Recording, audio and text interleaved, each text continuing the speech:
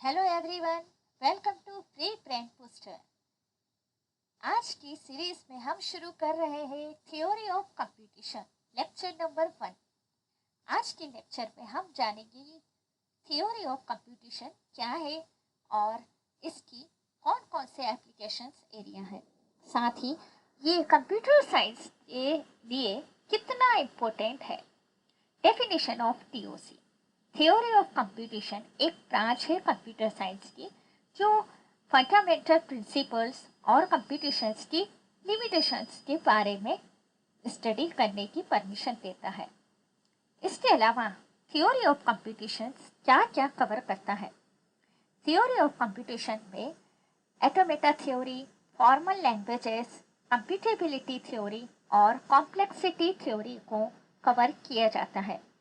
Automata theory, automata actually machines को ही कहा गया है। इंग्लिश वर्ड मशीन को एटोमेटा से रिप्लेस किया है। एटोमेटा थ्योरी में एब्स्ट्रैक्ट मशीन जैसे कि फाइनाइट एटोमेटा और ट्यूरिंग मशीन, जो अपकमिंग सेशंस में समझेंगे, उनकी स्टडी की जाती है। फॉर्मल लैंग्वेजेस जैसे कि हम इंसान आपस में बातें करने के लिए जिस तरह से लैंग्वेजेस का यूज करते हैं, अपने अपनी अलग तरह की लैंग्वेजेस होती हैं। हम अपने विचारों को लैंग्वेजेस के थ्रू ही शेयर कर पा रहे होते हैं। तो ठीक इसी तरह से मशीन्स को भी समझने के लिए इनकी अपनी लैंग्वेजेस होती है। जैसे कि बाइनरी लैंग्वेजेस को हम सभी जानते हैं, लेकिन इनके पीछे एक रूल्स होते हैं जो काम कर रहे होते हैं। एक ग्रामर होती है जो इस तरह की बाइनरी लैंग्वेज को जनरेट करने के लिए रोल प्ले कर रही होती है। तो यहाँ पर लैंग्वेजेस और ग्रामर्स को स्टडी किया जाता है, जैसे कि regular expression, context free grammar के रेगुलर लैंग्वेजेस और कॉन्टेक्स्ट फ्री ग्रामर्स। इसके अलावा कॉन्टेक्स्ट सेंसिटिव ग्रामर या कॉन्टेक्स्ट सेंसिटिव लैंग्वेजेस। यहाँ मैं जितने भी नाम ले रही हूँ, इनके अपकमिंग सेशंस होंगे जिन्हें हम और डीपली समझेंगे। कंप्यूटेबिलिटी थ्योरी, जहाँ पर ये डिसाइड किया जाता है या ये स्टडी किया जाता है कि कंप्यूट कैसे किया जा सकता है किसी भी प्रॉब्लम को, जिसमें कंप्यूटेशन की लिमिट और अनडिसाइडेबिलिटी की कॉन्सेप्ट को इन्वॉल्व किया जाता है। कॉम्प्लेक्सिटी थ्योरी, कंप्यूटेशनल प्रॉब्लम को सॉल्व करने के लिए जो रिसोर्स रिक्वायर्ड होते हैं उनकी स्टडी की जाती है, जिससे हमारा कम से कम टाइम और स्पेस कॉम्प्लेक्सिटी लगे। इस तरीके से हमारा प्रॉब्लम को सॉल्व करने का जो स्टडी है कॉम्प्लेक्सिटी थ्योरी में किया जाता है। थ्योरी ऑफ कंप्यूटेशन की जो गोल्स है या इम्पोर्टेंस है वो ये है कि हमें कंप्यूटेशन की फंडामेंटल प्रिंसिपल और लिमिटेशन के बारे में सिखाने की कोशिश की जाती है, जो कि कंप्यूटर साइंस के लिए काफ़ी इम्पोर्टेंट है।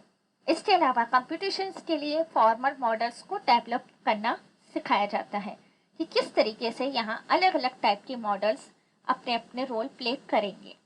इसके साथ ही कंप्यूटेशनल प्रॉब्लम्स की कॉम्प्लेक्सिटी को एनालिसिस किया जाता है कि कोई मॉडल या कोई प्रॉब्लम कितना टाइम और स्पेस के साथ सॉल्व करने में अपना रोल प्ले करेगी, या फिर किसी प्रॉब्लम को सॉल्व करने में कितना टाइम और स्पेस कॉम्प्लेक्सिटी लगेगा।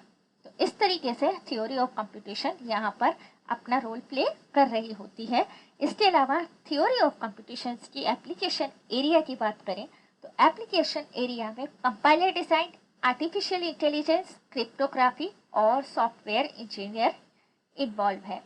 सॉफ्टवेयर इंजीनियरिंग में जिसमें सॉफ्टवेयर को डेवलपमेंट करने से लेके एनालिसिंग इन्वॉल्व की जाती है। कंपाइलर डिज़ाइन जैसे आपने सी लैंग्वेजेस में प्रोग्रामिंग लिखी होगी, तब आपको उस समय ये बताया गया होगा कि आपका जो लिखा हुआ कोड है वो मशीन को समझ में आए। इसके लिए एक सॉफ्टवेयर होता है जो ट्रांसलेटर की तरह काम कर रहा होता है।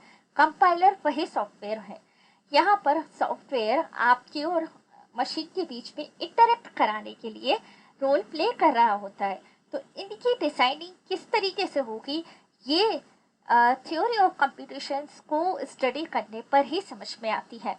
आर्टिफिशियल इंटेलिजेंस और क्रिप्टोग्राफी में भी theory of computation major role play करता है।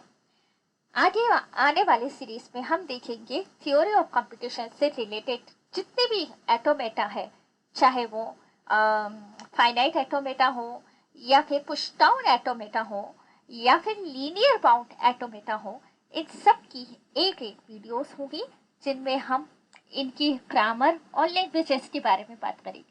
नेक्स्ट वीडियो होगा चॉम्स्की हायरार्की, जिसमें अलग अलग लैंग्वेजेस के बीच में क्या क्या डिफरेंस है और क्या सिमिलरिटीज हैं और इनके बीच में क्या रिलेशन है समझेंगे। Thank you so much. Video पसंद आया हो और आपके डाउट क्लियर हुए हो तो अपने फ्रेंड्स को भी शेयर करें और कमेंट सेक्शन में अगर कोई भी डाउट है आप पूछ सकते हैं। Thank you so much.